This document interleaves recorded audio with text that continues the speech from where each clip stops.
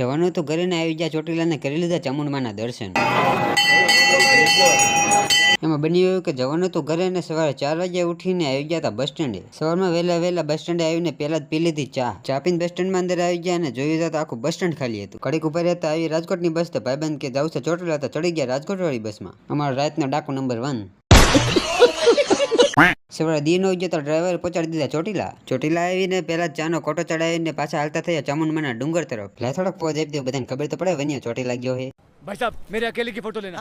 ચાલીને આવી ગયા ડુંગરના પ્રવેશ દ્વાર તરફ। આજે હતી ગુરુ પૂર્ણિમા તો ચામુંડમાના દર્શન કરવા માટે લોકોની ભીડ પણ આજે એટલી જ હતી। નાળિયેરની પ્રસાદી લઈને અમે ડુંગર ઉપર ચડવા માંડ્યા।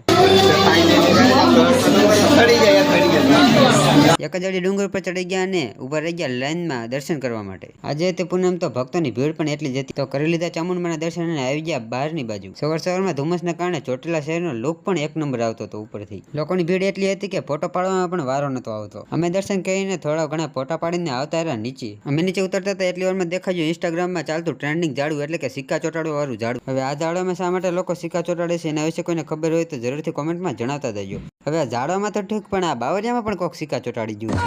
પછી અમે તરત નીચે ઉતરી ગયા અને ઉતરીને ઘોડા પાસે પડાવી લીધો એક મસ્ત ફોટો। भाई साहब मेरे अकेले की फोटो लेना। ફોટો પડાવ્યો છે તેને કઢાવવો પણ પડશે। કઢાવવા માટે આવી ગયા શોપ ઉપર ને શોપેથી ફોટો લઈને વીઆઈપી એક ગાડી લઈ લીધી અને આવી ગયા સીધા ઉકા બેસીને થાન। એક આમઠું બોલાઈ ગયું રીજો થોડોક પોરો ખાઈ લો। થોડો પોરો ખાઈને રિક્ષા કહીને આપણે આવી ગયા ગામડે અને આ ચોટીલાનો ફૂલ વિડીયો આપણી આ ચેનલ ઉપર આવી જશે તો તેને પણ સબસ્ક્રાઇબ કરી નાખજો અને આવા જ મોર મિની વ્લોગ માટે લાઈક શેર અને ફોલો પાછા કરતા જજો।